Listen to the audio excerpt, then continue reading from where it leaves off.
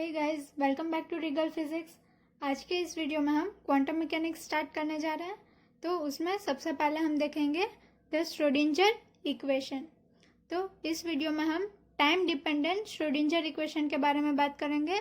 पहले one dimensional में हम फाइंड करेंगे, फिर उसको जनरलाइज करेंगे थ्री डायमेंशन में। पहले वन डायमेंशन में इसलिए करते हैं ताकि हमें ईजिली जो उसका कॉन्सेप्ट है वो समझ में आ जाए, फिर उसको हम जनरलाइज थ्री डायमेंशन में कर सकते हैं। तो पहले इक्वेशन स्टार्ट करने से पहले हमें थोड़ा बेसिक जो पता होना चाहिए वो हम देख लेते हैं। तो according to de Broglie lambda is equals to h upon p होता है। यहाँ पे जो लैम्बडा होता है वो वेवलेंथ होता है, एच जो है वो प्लैंक्स कांस्टेंट है और पी जो है वो मोमेंटम है। तो पी मोमेंटम है, उसे p is equals to m v b लिख सकते हैं, इसलिए h upon m v b होता है। तो p is equals to m v, और यहाँ पे हम p को हेड ऑफ द इक्वेशन बनाएंगे तो p is equals to h upon lambda होता है। तो यहाँ पे p is equals to h upon lambda into हमने ऊपर नीचे दोनों तरफ 2 से मल्टीप्लाई किया और डिवाइड किया।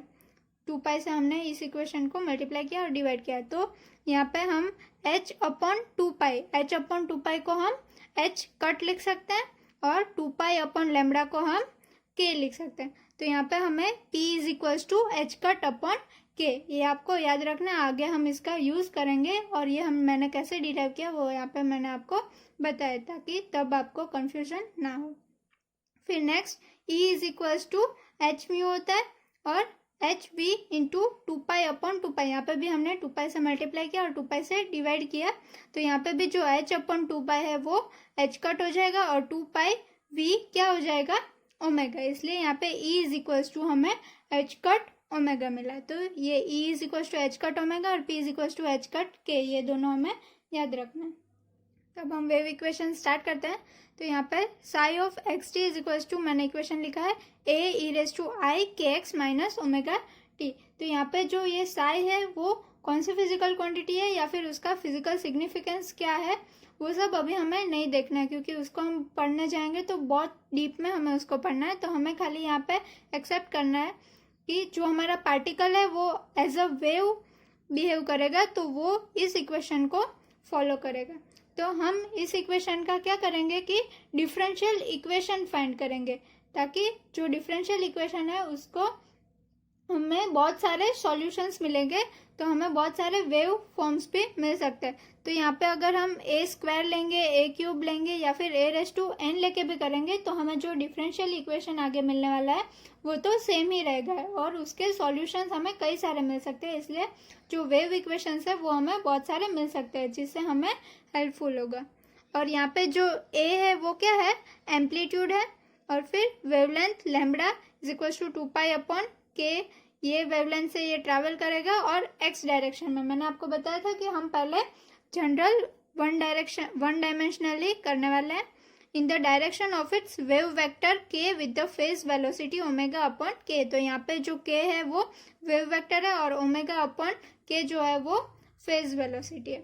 और फिर मैंने आपको बोला था p is equals to h cut upon k और e is equals to h cut upon omega होता है। तो यहाँ से हम k को हेड ऑफ द इक्वेशन बनाएंगे तो k is equals to p upon H cut and omega is equals to h cut upon e होगा।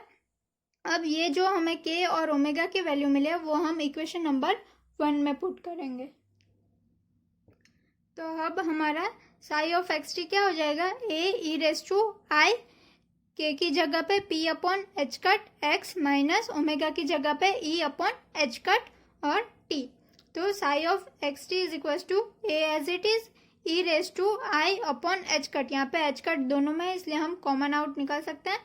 तो कॉमन निकालेंगे तो आई अपॉन एच कट और ब्रैकेट में P x minus E T बच जाएगा। अब हम ये जो इक्वेशन नंबर 2 हमें मिला उसे डिफ्रेंशिएट करेंगे विथ रिस्पेक्ट टू टी। तो क्या मिलेगा, del psi upon del t. यहाँ पे ध्यान रखना हम डेल लिख रहे हैं, मतलब कि हम पार्शियल डेरिवेटिव कर रहे हैं, हम डी नहीं लिख रहे हैं और डेल लिख रहे हैं।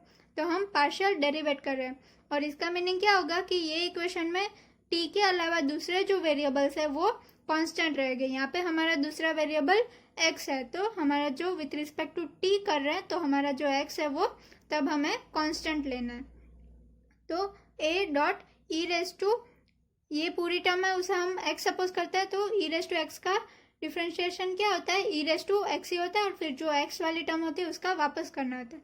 तो E raise to I upon H cut in bracket P x minus E T as it is रहेगा।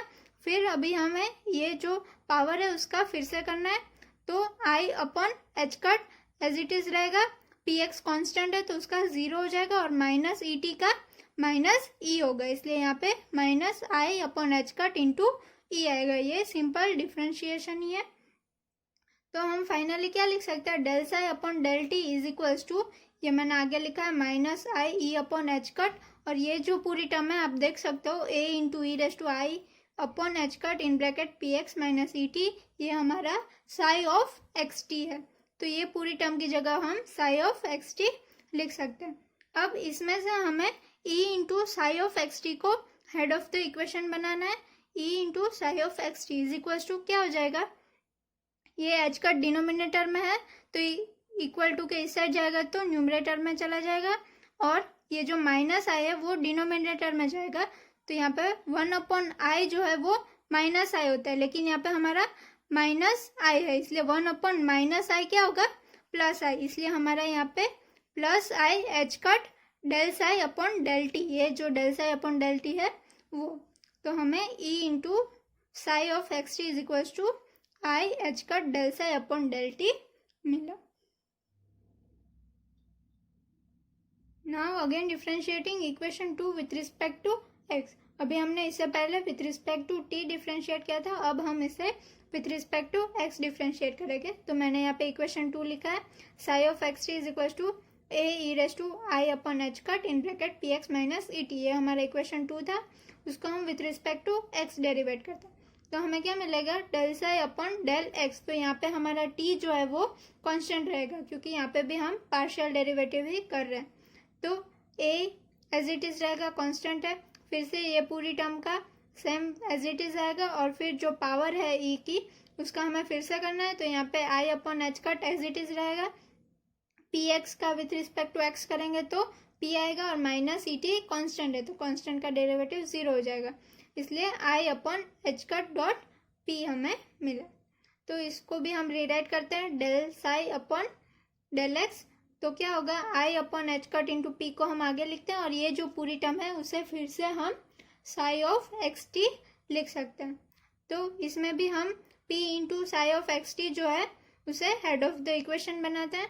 तो ये एच कट है वो न्यूमरेटर में चला जाएगा, और ये आई डिनोमिनेटर में जाएगा, तो 1 अपॉन आई फिर से माइनस आई होगा, इसलिए minus i into h cut, और ये del psi upon del x, इसे हम इक्वेशन 4 बोलते हैं। और ये जो इक्वेशन है del psi upon del x, उसे हमने इक्वेशन स्टार दिया है, क्योंकि हमें उसका फिर से सेकेंड ऑर्डर डेरिवेटिव भी लेना है, इसलिए अगेन डिफ्रेंशिएटिंग इक्वेशन स्टार। ये जो इक्वेशन है उसको हम फिर से with respect to x derivate करेंगे। तो यहाँ पे आपको ध्यान रखना है कि जो विथ रिस्पेक्ट टू एक्स है वो आपको 2 बार करना है, और विथ रिस्पेक्ट टू टाइम आपको 1 बार करना है, उसका रीज़न आपको आगे पता चलेगा। तो यहाँ पे हम डेल इसका करेंगे सेकेंड ऑर्डर, तो del two psi upon del x square होगा, और जो ए कांस्टेंट है वो एज इट इज रहेगा, I upon H cut into P वो भी एज इट इज रहेगा, क्योंकि ये सारे कांस्टेंट है, और ई रेस टू ये जो पावर है उसका ई रेस टू वही सेम पावर, और फिर से पावर का हम अगर करेंगे differentiation with respect to x, तो हमें फिर से i upon H cut into p मिलेगा, जैसे इसका क्या था वैसा ही मिलेगा। तो यहाँ पे जो i upon H cut into p है वो सारा 2 बार आया, तो उसका हम i upon H cut into p का होल स्क्वायर लिख सकते हैं, और फिर से यहाँ पे जो ए है और e raise to I upon H cut in bracket P x minus E t है उसको हम साई ऑफ एक्स टी लिख सकते हैं। तो यहाँ पे हमें del square upon del square psi upon del x square क्या मिला, i upon H cut p whole square psi of x T.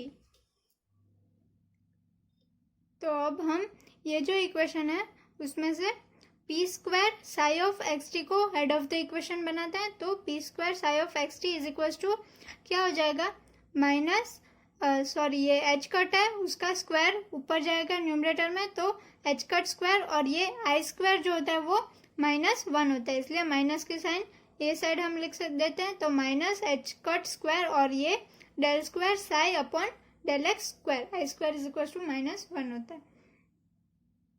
ठीक है, तो फिर क्या हो जाएगा, पी स्क्वायर, अब हम जो ये इक्वेशन मिला उसे दोनों साइड 2m से डिवाइड करते हैं, तो p square upon 2m psi of x T is equal to minus h cut square upon 2m del square psi upon del x square for a free non relativistic particle. तो यहाँ पे हम जो भी बात कर रहे हैं वो नॉन रिलेटिविस्टिक कर रहे हैं, मतलब इसमें हम कहीं पे रिलेटिविटी का यूज नहीं कर रहे हैं, और ये फ्री पार्टिकल के बारे में बात कर रहे हैं। तो इसकी जो टोटल एनर्जी होगी वो उसकी काइनेटिक एनर्जी ही होगी, क्योंकि उसमें हम कोई फोर्स या ऐसा कुछ नहीं लगा रहे, इसलिए काइनेटिक एनर्जी को पी स्क्वायर अपॉन 2m लिख सकते हैं, इसलिए यहाँ पर टोटल एनर्जी ई भी पी स्क्वायर अपॉन 2m ही होगी। तो अब हम इस वाला इक्वेशन नंबर 5 में पी स्क्वायर अपॉन 2m की जगह पे हम e लिख सकते हैं, इसलिए e into psi of x T is equal to minus h cut square upon 2m del square psi upon del x square, इसे हम इक्वेशन नंबर 7 बोल देते हैं। Now from equation 3 and equation 7, तो इक्वेशन 3 हमें e of psi of e into psi of x t हमें i H cut del psi upon del T मिला था, और ये equation 7 minus h cut square upon 2m del square psi upon del x square, तो दोनों की LHS side e into psi of x t थी, तो हम कंपेयर कर सकते हैं, तो हमें दोनों की राइट हैंड साइड ये मिलेगी। तो यही जो इक्वेशन है उसे ही one dimensional time dependent Schrodinger equation for a free particle, यहाँ पे आप ध्यान रखना कि ये फ्री पार्टिकल के लिए और one dimensional time dependent Schrodinger equation है।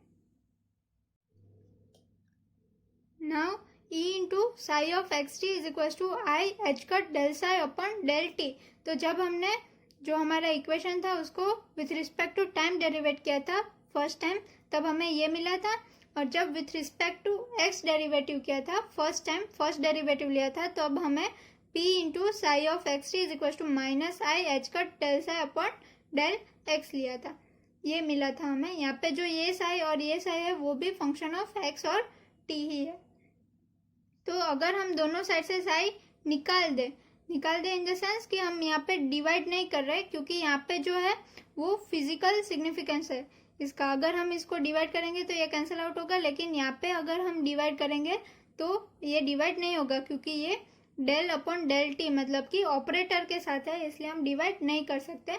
लेकिन तो खाली इसलिए हम ई इक्वल्स टू नहीं लिख रहे हैं, कोई डिफरेंट साइन दे देते हैं, एरो करके बताते हैं, i H cut into del upon del T.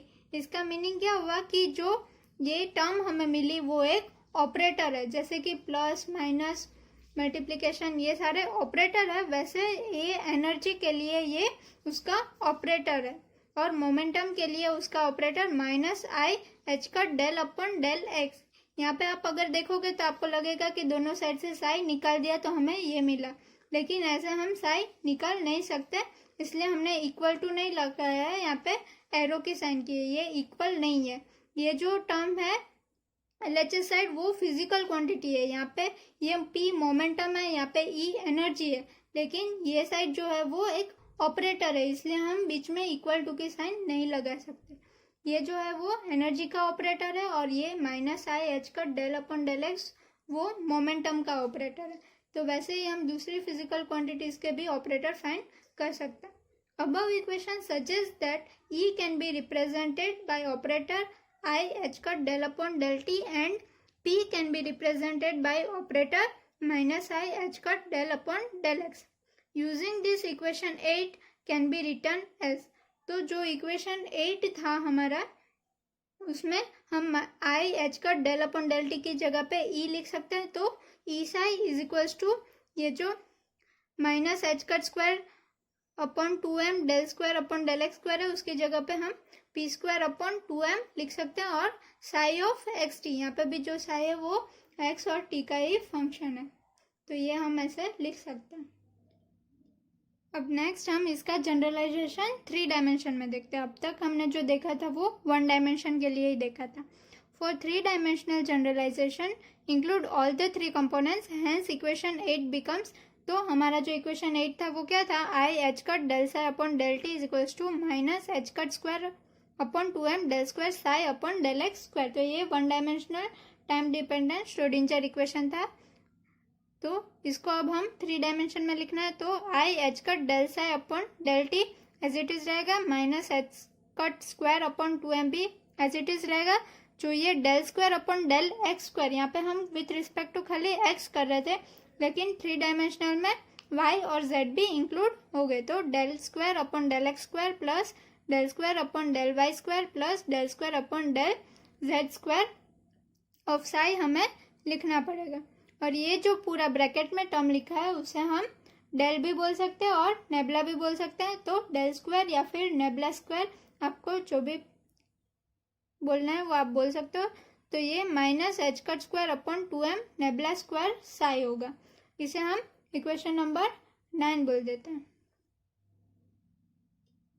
ये जो नेबला या फिर डेल है वो भी एक ऑपरेटर ही है, जैसे कि del square upon del x square भी ऑपरेटर है, वैसे ही ये नेबला स्क्वायर या फिर डेल स्क्वायर भी एक ऑपरेटर है। Again applying operator representation. तो ई के लिए हमने ऑपरेटर क्या बोला था, i H cut upon del t. तो ये तो हमें विथ रिस्पेक्ट टू टाइम किया है, इसलिए ये डेल अपॉन डेल टी ही खाली आएगा। लेकिन ये जो पी था उसमें हमें minus i H cut del upon del x मिल रहा था, लेकिन अब यहाँ पे del upon del x plus del upon del y plus del upon del z आएगा। तो उसके लिए हम डेल या फिर नेबला पुट कर सकते हैं। तो इक्वेशन 9 हमारा e psi is equals to p square upon 2m psi. यहाँ पे जो साई है वो एक्स वाई जेड और टी का फंक्शन होगा। Now assume that particle is not free, thus its total energy is। तो अभी हमने जो देखा वो सारा फ्री पार्टिकल के लिए था, लेकिन अगर हमारा पार्टिकल फ्री नहीं है तो उसकी जो टोटल एनर्जी है वो kinetic energy plus potential energy होगा। तो total energy E is equals to p square upon 2m plus v of r t. यहाँ पे आर मैंने एक्स वाई जेड 3 डायमेंशनल में हम लिखें तो आर टी लिखना है, अगर 1 डायमेंशनल में हमें लिखना है तो एक्स कॉमा टी हम लिख सकते हैं। ये जो V है वो पोटेंशियल एनर्जी है। तो यूजिंग ऑपरेटर रिप्रेजेंटेशन, तो E को तो हम i H cut del upon del t लिख सकते हैं और पी स्क्वायर अपॉन 2m को हम minus h cut square upon 2m del square del x square लिख सकते हैं plus V of x t. यहाँ पे हम पहले खाली 1 डायमेंशन की बात करें इसलिए मैंने यहाँ पे V ऑफ एक्स टी लिखा है। Thus, the Schrodinger equation for a particle in 1 dimension subject to force becomes I h cut del psi upon del t is equals to minus h cut square upon 2m del square upon del x square plus v of x t whole bracket close और psi of x t। तो यहाँ पे जो ये bracket में पूरी term है उसको हम कैपिटल H से डिनोट करते हैं, जो कि हैमिल्टनियन फंक्शन है। और यहाँ पे और एक बात कि हमने देखा था कि काइनेटिक एनर्जी थी, उसका जो ऑपरेटर था वो i H cut del upon del t था। वैसे ही यहाँ पे आप देख सकते हो कि पोटेंशियल एनर्जी के साथ ये जो हमारा साई फंक्शन है वो मल्टीप्लाई हो रहा है। तो यहाँ पे जो ऑपरेटर है वो क्रॉस मतलब कि मल्टीप्लिकेशन जो है वो ऑपरेटर है। यहाँ पे वो डिफ्रेंशिएट हो रहा था, जो हमारा फंक्शन साई था वो डिफ्रेंशिएट हो रहा था, लेकिन यहाँ पे जो है वो हमारे ऑपरेटर जो पोटेंशियल एनर्जी है उसके साथ वो मल्टीप्लाई हो रहा है। तो यहाँ पे जो ऑपरेटर है वो मल्टीप्लिकेशन है। और यहाँ पे ये जो स्क्वायर ब्रैकेट है उसमें मैंने बोला कि वो H है और वो हैमिल्टनियन, उसे हैमिल्टनियन फंक्शन नाम दिया और वो टोटल एनर्जी इंडिकेट करता है। In 3 dimension it is written as. तो ये हमने 1 डायमेंशन में देखा, अगर हमें 3 डायमेंशन में लिखना है तो i H cut del psi upon del t is equal to minus h cut square 2m और डेल स्क्वायर और डेल एक्स स्क्वायर था उसकी जगह नेबला स्क्वायर या फिर डेल स्क्वायर आ जाएगा प्लस v, ये जो x ऑफ टी था उसकी जगह r ऑफ टी भी लिख सकते हैं या फिर खाली v भी लिख सकते हैं। और जो साई फंक्शन था x ऑफ टी का वो r ऑफ टी में कन्वर्ट हो गया। यहाँ पे r जो है वो x, y और z तीनों कोऑर्डिनेट इंडिकेट करता है। तो इसको हम फिर से हैमिल्टनियन h बोल सकते हैं और ये साई ऑफ आर टी। तो ये जो है वो 3 डायमेंशन में जब पार्टिकल हो और सब्जेक्ट टू फोर्स मतलब कि उसमें कोई फोर्स लग रहा हो तब हम इसे ऐसे रिप्रेजेंट कर सकते हैं। Thank you.